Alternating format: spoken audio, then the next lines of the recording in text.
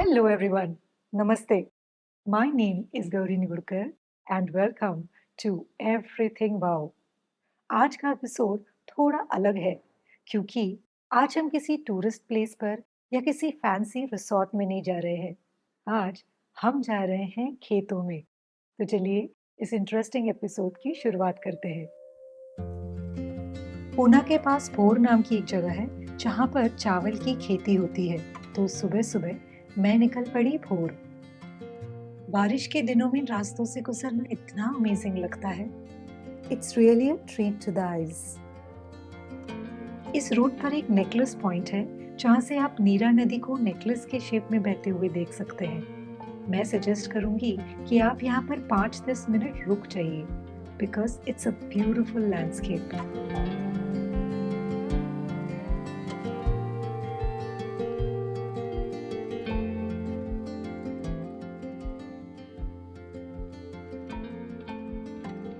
Necklace point देखने के बाद मैं निकल पड़ी भोर की तरफ। As you start approaching Bhor, you'll see many rice fields on the way.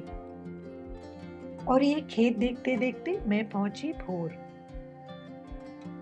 भोर पहुंचने के बाद सबसे पहले मैं एक फार्म पर गई जिसके बीचों बीच एक वेयरहाउस था। तो इस जगह का 360 डिग्री व्यू देखने के लिए मैं उसके छत पे चली गई। Rice cultivation, rice transplantation, harvesting, ये सब कुछ बायोलॉजी में पढ़ा था, लेकिन पढ़ने में और खुद उसे अपनी आंखों से देखने में बहुत फर्क होता है। तो इसीलिए मैं पूना के पास भोर में आई हुई हूँ। यहाँ पे बहुत सारे चावल के खेत हैं और ये जो सारा प्रोसेस है चावल की खेती का, वो मैं आज खुद एक्सपीरियंस करने वाली हूँ। बहुत मज़ा आने वाला है। यहाँ का ये नज़ारा देखो, सारे पहाड़ है, इतने सारे बादल है और हल्की हल्की बारिश हो रही है।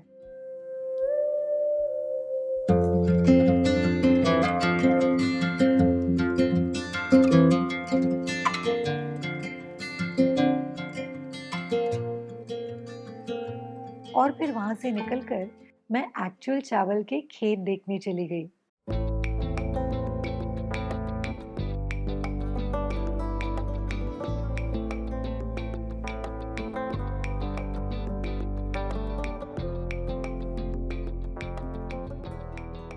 बचपन में कभी-कभी मैं गांव में घूमा करती थी।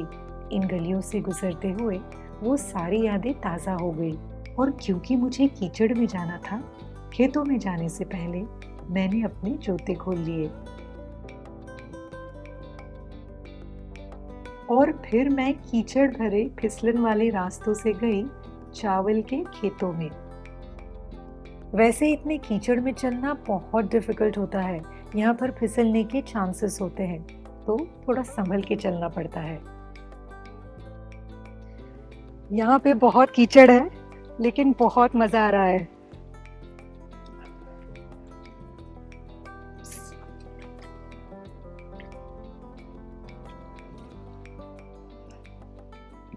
हाँ, असं असं करायचं तुम्ही थोडंसं घ्यायचं ना असं हाँ, हा थोडंसं घ्यायचं आणि काय करायचं? मी सांगतो की. असं असं असं. आणि असं घ्यायचं हातात थोडंसं आणि दाबायचं तिथे जरा हा तिथं खाली वाकून असं वाकायचं हा असं. हा हा आणि तिकडे तोंड करून हा बरोबर. ये देखिए, ये राइस सीडलिंग्स हैं।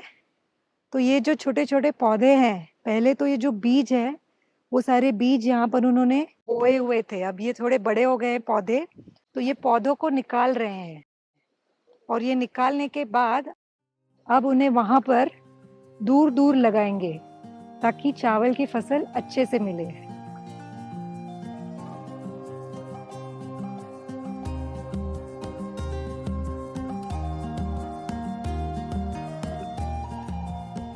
हे किती वेळ लागणार आहे सगळं करायला? कुठलं हे सगळं करायला? ते आता एक पूर्ण दिवस जाय. अच्छा, एक पूर्ण दिवस जाणार। हम जब चावल खाते हैं तो हम इतना सोचते भी नहीं है, लेकिन ये सब करने में कितनी मेहनत है, बहुत ज्यादा। अब हम यहाँ आए हैं, यहाँ पर वो फर्टिलाइजर स्प्रे कर रही हैं और ये जो पूरा खेत है इसकी साफ सफाई हो रही है और फिर वो जो पौधे हैं यहाँ पर आकर वो लगाएंगे।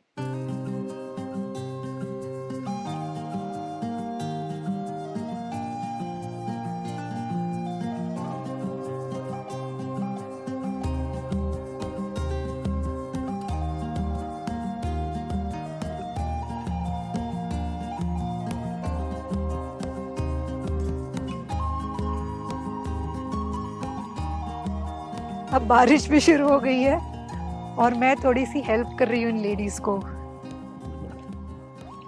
हे इथून टाकू का? टाकू असं असं? अरे ते सुटलं. नाही थांबा, इकडे येऊनच तुम्हाला देते.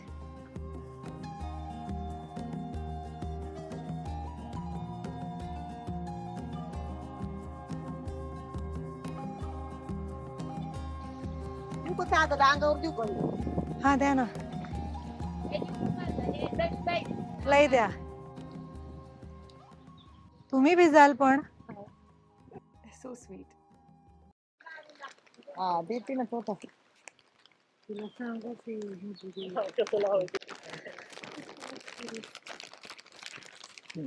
परफेक्ट. तो अब ये जो चावल है इसका ट्रांसप्लांटेशन कर रहे हैं. ये दूर दूर हम लगाएंगे, जहाँ पर ये धागे हैं वहां पर. ये जो उंगलियां हैं वो इस मिट्टी में धंसनी चाहिए ऐसे.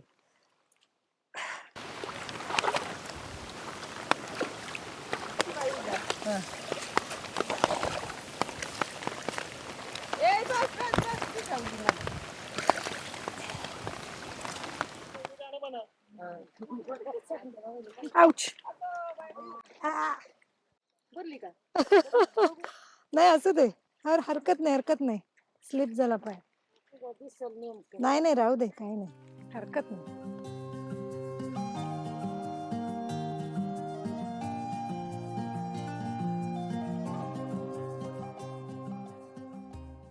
नारळाचा पाला वाऱ्याने गेला चल ग आंबा जरा जरा नारळाचा पाला वाऱ्याने गेला चल ग आंबा जरा जरा नारळाचा पाला वाऱ्याने गेला चल ग आंबा जरा जरा नारळाचा पाला वाऱ्याने गेला चल ग आंबा जरा जरा.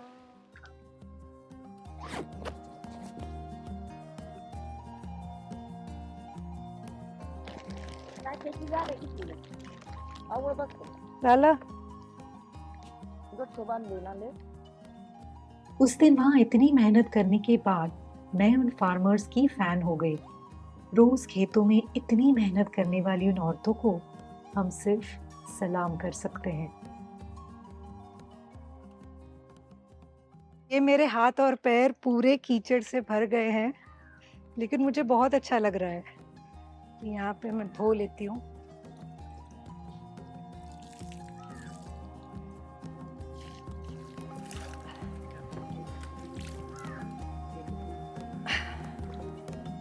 वैसे जब ये पौधे बड़े होते हैं तो पूरा खेत इनसे भर जाता है और फिर सही टाइम आने पर हमें ढेर सारा चावल नसीब होता है. You know, when you witness something like this, you can't help but feel gratitude for every single grain that you consume. अनाज का हर एक दाना, हमारे ये किसान, इस सब के लिए हमें शुक्रगुजार होना चाहिए. ये जो अनाज हमें मिलता है, ये वाकई में भगवान का आशीर्वाद है और इस आशीर्वाद का अपमान नहीं होना चाहिए. We should stop wasting food because food is very precious and it's not meant to be just thrown away.